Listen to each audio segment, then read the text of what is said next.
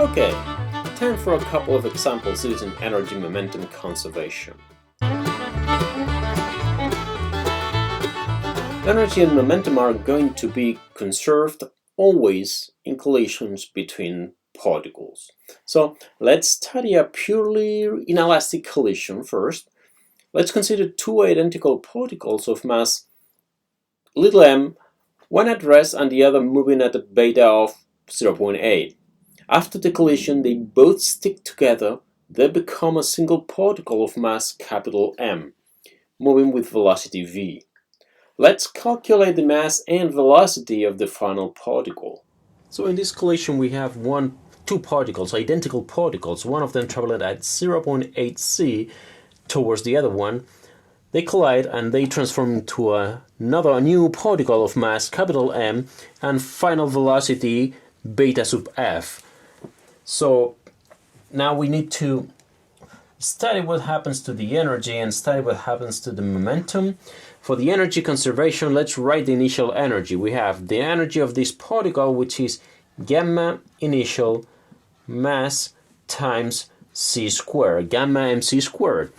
The energy of the particle at rest is just mc squared, same mass.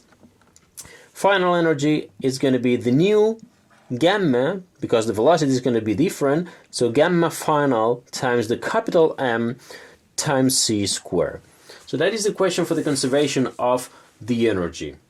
For the conservation of the momentum, we have that the initial momentum is only for the particle on the left, so that's going to be gamma mv, gamma initial mass velocity initial. That one has no momentum, equals to the momentum of the final particle, which is gamma f m velocity f. So these are the two equations of conservation that we need to study. So we want to find the mass and the velocity. So what I'm going to do is I'm going to solve for the mass here. Mass, and the second equation is going to be gamma initial times velocity initial over gamma finals times velocity final multiplied by the mass of the initial particle. I have solved for the mass. I'm going to substitute into the second equation. So that will be, here I can factorize mc squared. So this is going to be mc squared parenthesis gamma initial plus 1. And that is equals to gamma final c squared and then gamma final c squared and then the mass, which is all this thing here. Here mc squared cancels mc squared and gamma final cancels that gamma final, so I end up having gamma initial plus 1. This is going to be gamma initial velocity initial divided by velocity final, because this mass cancels this mass, this c squared cancels this c squared, and this gamma final cancels this gamma final. So now from here I'm going to solve for the final velocity, but I'll come to this other side. Here I come here and I say that, please stop, could you move there? Thank you. That the velocity final is going to be gamma initial divided by gamma initial plus 1 multiplied by the velocity initial. Now for a beta of 0.8 we have a gamma of 1.667. So beta initial is 0.8, which makes a gamma initial of 1.667. We substitute and we get that the final velocity is 0.5 c. That is the velocity of the particle, of this theta particle moving to the right. Now I want to calculate what is the mass, so I come to this result here and then I substitute. You substitute that. You first need to calculate what is gamma final. But if you have velocity final, to calculate gamma final is straightforward. For this velocity we have a gamma of 1.15, and with that gamma final of 1.15 you substitute and you get 2.3 times the mass of the initial particle. So this is very, very interesting, because we have that the final mass, we had two little masses here, and the final mass is greater than the mass initial that we had, because part of the energy that was kinetic energy has been transformed into mass, this 0.3 times mass, and the velocity was 0.8, now it's only 0.5. So that will be the inelastic collision where we have two identical particles, one is at rest, they collide, and they transform into a new particle, capital mass M, and that velocity beta final.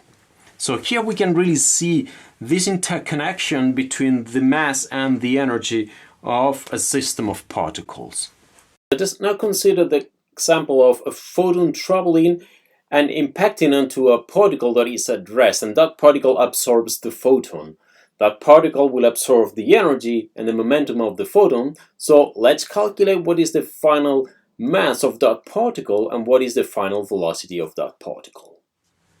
Let's now analyze the absorption of a photon. Assume this is a photon that is going to be absorbed by a particle that is at rest. Here we need to do exactly the same. We have the energy of the photon, the momentum, which remember this is E over C, and this is the total initial momentum. The initial energy is the energy of the photon plus the energy of the rest particle.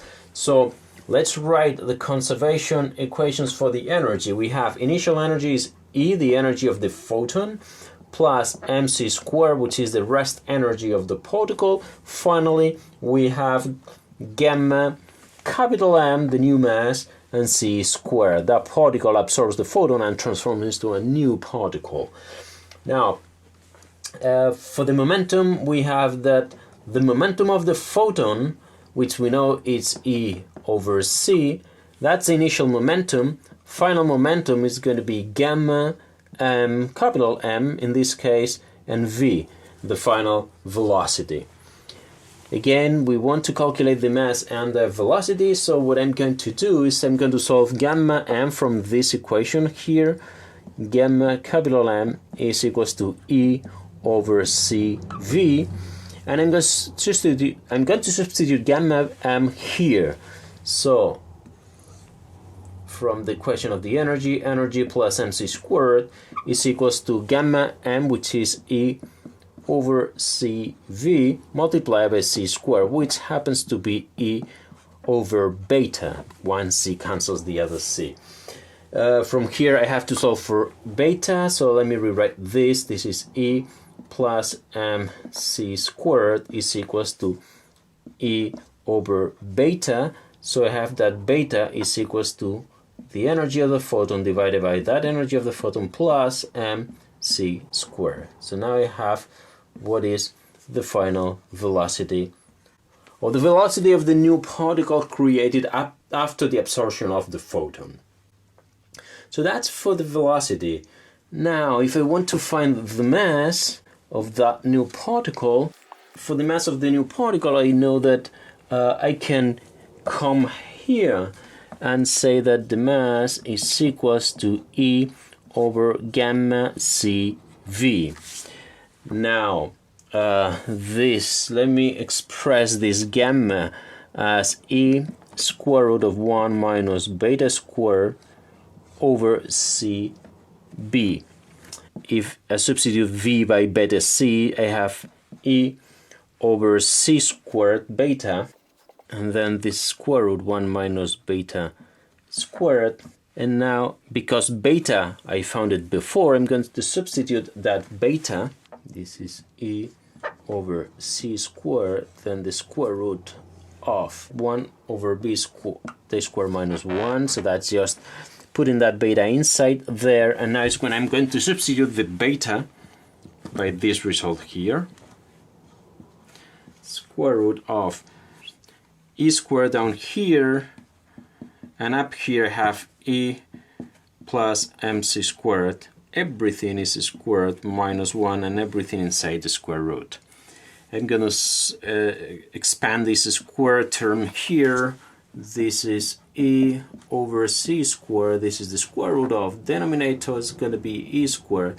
Numerator is going to be E squared plus mc squared, then square, plus 2 times E mc squared minus E squared. and this is inside that square root. Now, that said, this e square in the square root is going to cancel that e, and then I'm going to have 1 over c squared. This negative e squared cancels that other e squared. This is going to be then m squared c4 plus 2e c squared. And I can simplify this. For example, I can take out of the square root c squared and m. If I take a c squared out of the square root, we'll cancel that c squared. And if I take m squared, I have to divide everything inside by that m squared. So I end up having the mass was outside, and then the square root of 1 plus 2 times the energy of the photon over mc squared, and that is the new mass of the particle. So look, that again here we have that the new mass is the old mass times the square root, which depends on the energy of the photon. So there again we see how energy transforms into mass, but not all the energy. Part of the energy is transformed into kinetic energy, and part of the energy of the photon is transformed into the kinetic energy of the new particle. Part of the energy of the photon is transformed into mass of the new particle. So to wrap up, when particles collide, the energy momentum 4 vector has to be conserved, which implies conservation of energy and momentum. But energy has 2 components. Gamma mc squared is the total energy. When the particle is at rest, it still has energy mc squared. Momentum is calculated as gamma mv. May the science be with you.